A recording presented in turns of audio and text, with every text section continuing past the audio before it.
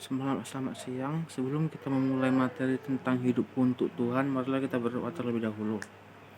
Terima kasih Bapa, terima kasih Yesus, Engkau telah memberikan aku kesehatan. Bapa yang baik, saya akan menjelaskan materi tentang hidup untuk Tuhan. Semoga ya Tuhan materi ini bisa masuk untuk semua orang, termasuk diri saya sendiri. Dan Engkau berikanlah kesehatan kepada guru agama saya, dan berikanlah panjang umur kepada dia Tuhan. Yang dalam nama Tuhan Yesus Kristus, terima kasih. Amin.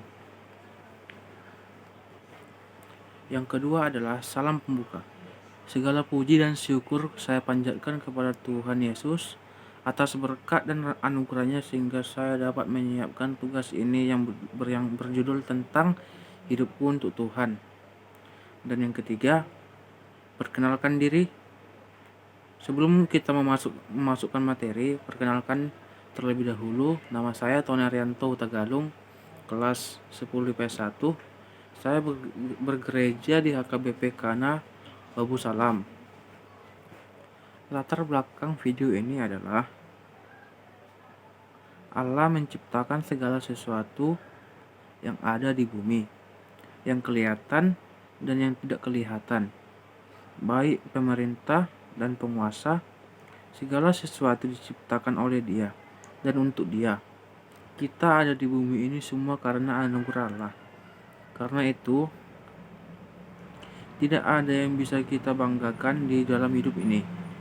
Dan di sini saya akan juga membahas tentang hidupku untuk Tuhan. Dan saya akan memberikan ayat-ayat Alkitabnya beserta motivasi dan contohnya di dalam Alkitab. Kita masuk yang kelima, yaitu pembahasan isi materi. Roma 14 ayat 8-9. Sebab jika kita hidup untuk Tuhan dan jika kita mati pun untuk Tuhan. Jadi hidup atau mati kita untuk Tuhan. Sebab untuk itulah Kristus telah mati dan hidup kembali, supaya Ia menjadi Tuhan baik atas semua orang mati maupun orang hidup. Di sini saya akan memberikan contoh ayat Alkitabnya, yaitu Mazmur 86 ayat 11. Tunjukkanlah kepadaku jalanmu ya Tuhan, supaya aku hidup menurut kebenaranmu. Buatkanlah hatiku untuk takut akan namamu. Yang kedua, Amsal 11 ayat 19.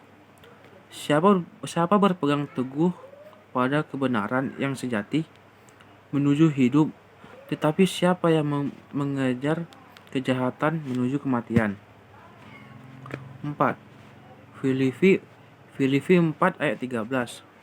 Segala perkara dapat kutanggung di dalam Dia yang memberikan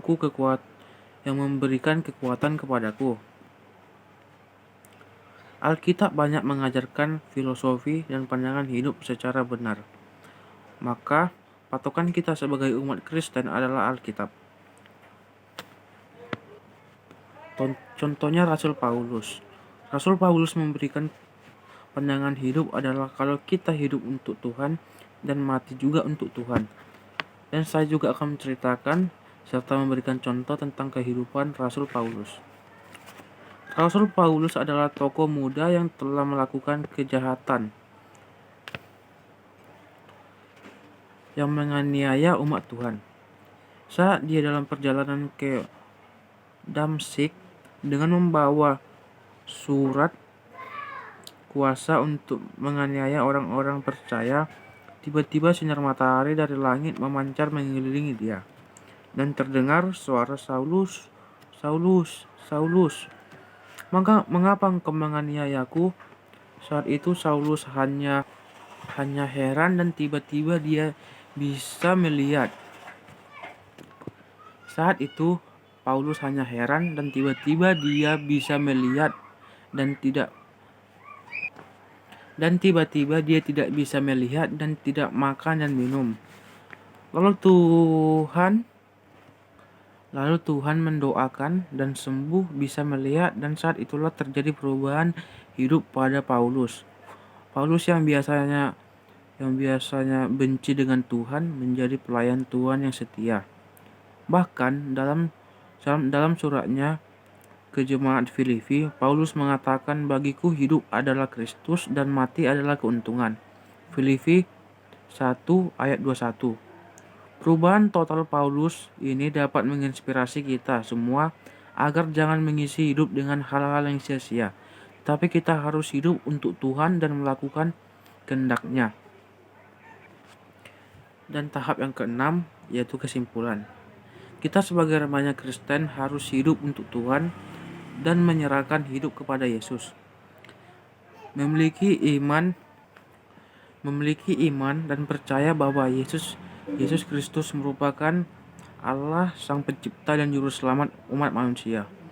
Kita juga harus menaruh harapan besar kepada Tuhan agar kita percaya bahwa Tuhan akan membantu kita dalam setiap hal yang kita lakukan. Dan yang terakhir, penutup. Sekian presentasi saya tentang materi hidupku untuk Tuhan. Terima kasih, shalom untuk kita semua.